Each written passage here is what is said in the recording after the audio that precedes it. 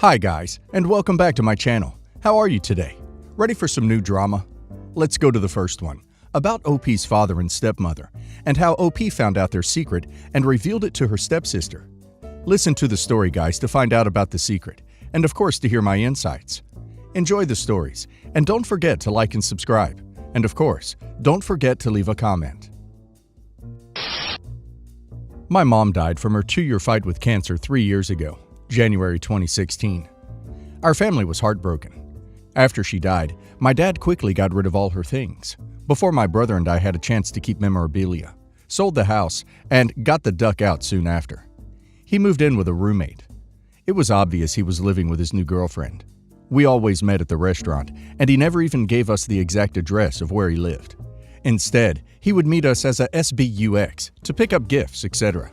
I mean, it was obvious he was dating someone new, but whatever, he'd tell us when he's ready. Fast forward 1.5 years, June 2018. My bro's family, my dad and I were having family dinner as usual. My dad tells us he married a woman around a year ago, June 2017. My mom died January 2016, so I was surprised they got married, versus just living together. But I figure he's in his 60s. Maybe he fell in love quickly, YOLO'd, and got married. I was surprised, but was happy for him, and met his new wife. Over our dinner, she told me that her daughter was my age and worked near my office. I talked to a friend of mine after, who worked at the same company as new stepsister. My friend said, "Oh, I'll find out who she is. What's her name?" I told her, "Actually, I don't know her first name. Her last name is Smith. Her mom lives in hometown." My friend jokingly said, "Oh, my friend Jane Smith's mom is from hometown. Maybe it's her." And then sent me Jane's IG post of her mom's City Hall wedding with my dad. I was floored. I told my friend that was my dad. My friend was shocked and immediately reached out to Jane to tell her about this. Jane's post was from June of 2016, not 2017 like my dad said. This means that he got married 6 months after my mom died. Jane reached out to me for coffee, so I did. I asked her how long my dad was in her family's lives, and she said about 10 years. She said her mom told her and her brother that my mom died 10 years ago, and my brother and I were still not ready to accept her as my dad's new girlfriend. I told her that I just found out about her and her brother 1 week ago, and that my mother passed away 6 months before they got married. She was surprised to hear this as well. Jane confronted her mom about this, and her mom admitted that she and my dad lied to Jane and her brother about my dad's marital status and my mother's death. Long story short, Jane is no longer speaking to her mom. I'm not speaking to my dad, and my brother and dad blame me for basically ruining the family. My brother, who initially was very angry about the situation, has now done a 180 and does Bible study with them. Dad, new wife, never apologized or talked to us about the situation. Instead, I'm the a-hole for finding out about their affair, then meeting Jane, correcting her about the timeline, and telling my brother what happened. I'm being blamed for surfacing up the drama and the reasons why Jane is no longer speaking to her mother. Am I the a-hole? OP is definitely not in the wrong here, but good luck for her ever convincing her dad or his affair partner. In their minds, they've had good reason this whole time for cheating and lying, and they think OP's in the wrong for not agreeing with them. OP's brother. He probably isn't ready to lose another parent yet, but realizes what is going on. OP needs to be patient and try to be forgiving once they reconnect. And now let's see if the community agrees with me. Nut Michelle says, "Not the a-hole. If they didn't want their affair to eventually blow up in their face, they shouldn't have had one." Vanikov says, "So not the a-hole, it's not even funny. They were having an affair while your mom was dying of cancer. This was always going to come out, and the fact they were dishonest for so long only makes it worse."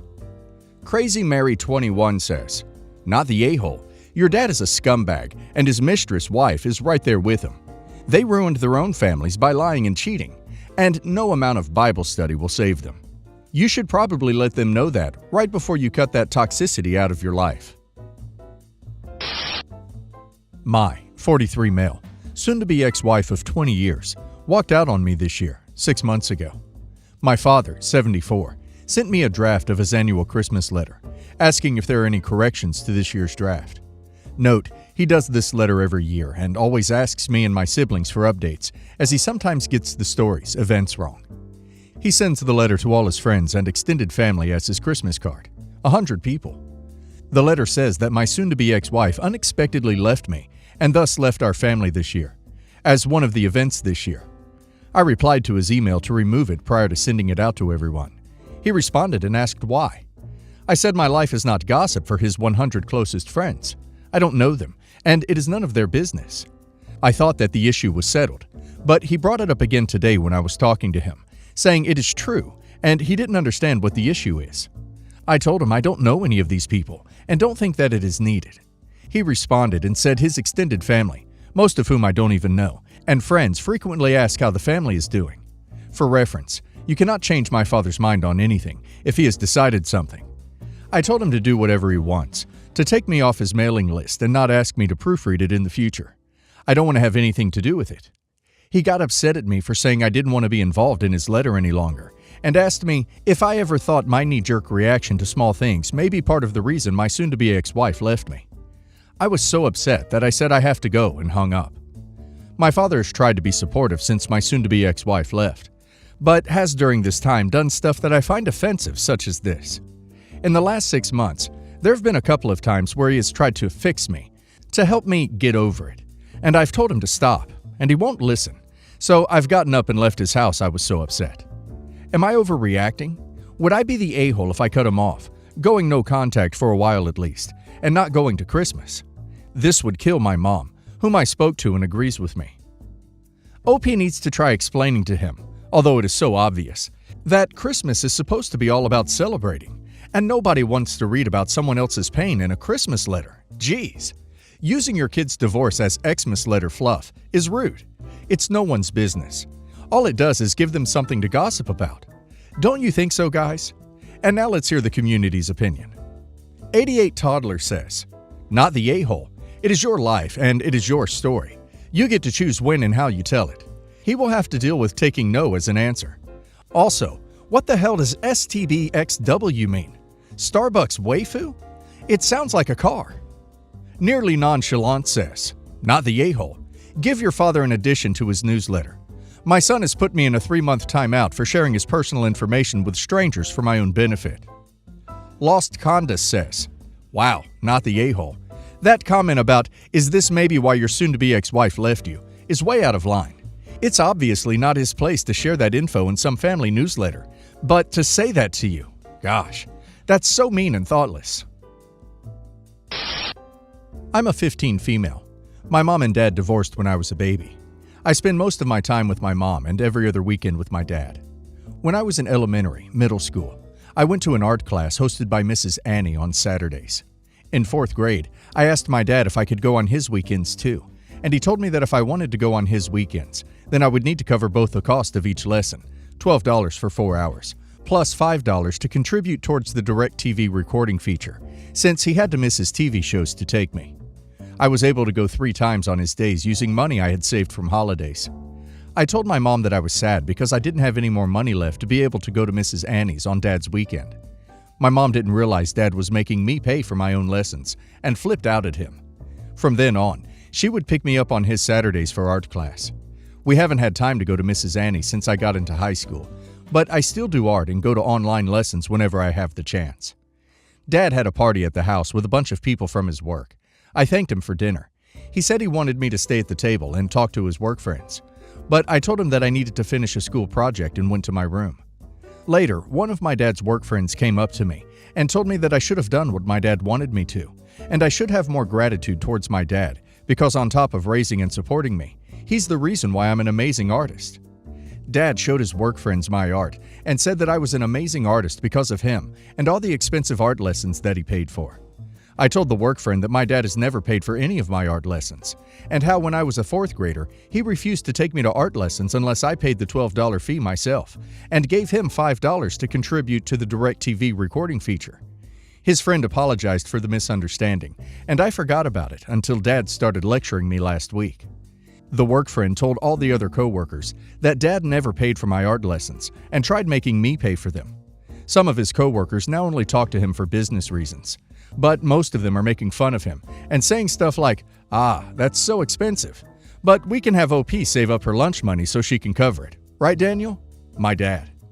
My grandma and Dad's girlfriend agree with Dad because I'm not owed art lessons, and me being bitter about it is no reason to try to mess up his work reputation with what I said. My mom and stepdad said that I did nothing wrong, and Daniel shouldn't have told lies in the first place. My sister Tori said my dad deserved to be embarrassed anyway. Tori hasn't talked to Dad in a long time. So now I'm conflicted about if I should have said what I did to Dad's work friend. Edited for clarity. Dad's coworker came up to me while I was refilling my water bottle in the kitchen, living room area. It felt weird that he said anything to me at all, but he never came into my room. OP's dad lied about supporting OP in her art, and OP corrected the lie. He never would have been outed as a selfish parent if he hadn't tried to take credit for OP's work. He should have done better by OP, and it sounds like he just isn't a fantastic parent in general if one of OP's siblings has already no contact with him. And now let's hear the community's opinion. Llama Dolly 85 says, "Not the a-hole. You aren't owed art lessons, sure. He didn't need to provide them, as much as that sucks, and we all wish every kid would get the extra enrichment they want. But your dad doesn't get to take credit for the work you're doing, especially if he didn't support you in the process of getting there. He doesn't get to take credit for providing you with something that he didn't actually provide you with." Wolf and Bro says, "Not the a-hole. Dad's a cheapskate and a crappy parent, and a liar. So why would you be trying to maintain his reputation? Also, I just want to say work friends got an inflated sense of ego to come up to your room and tell you that you should be a better, more grateful kid to your dad. You didn't lie. You just told the sad truth. Dad should have kept his mouth shut instead of getting braggy." Cultural Ad 2206 says, "Not the a-hole. Your sister Tori has caught on that your father's side of the family is toxic and selfish. Don't listen to them. They care more about your dad's ego than you. Good luck." The year I was born, my dad had an affair with a woman named Catalina. It was an affair that lasted around 3 months and almost broke up my parents' marriage. I wasn't aware of the fact till very recently. I'm pregnant and expecting a girl. Last night when I was talking to my mom, she asked me if we had thought of any names. I tell her that I've always wanted to name my daughter Catalina, as I think the name is beautiful. My mom is very serious and insists that we cannot name her that, and to please think of something new. I said no, I love that name, and so does boyfriend. My mom breaks down and tells me the story. Now I am conflicted, because I love that name, and I don't want to resign, but I would be inflicting emotional damage on my mom. Boyfriend tells me mom has to get over it, because it is our daughter, but my aunt tells me that I should think about her and her feelings. I'm leaning towards naming my daughter Catalina. Am I the a-hole? Look Like You Like Me says, "You're the a-hole. I know it's your kid and you can choose any name you wish, but do you really want your mom to be reminded of something emotionally painful every time she sees or hears her name?" Hestian Son says, "You're the a-hole. Why the heck would you insist on naming your daughter with the same name that reminds your mother of the worst period in her life? Especially when there's no real reason other than you like it. That's incredibly selfish of both you and your boyfriend.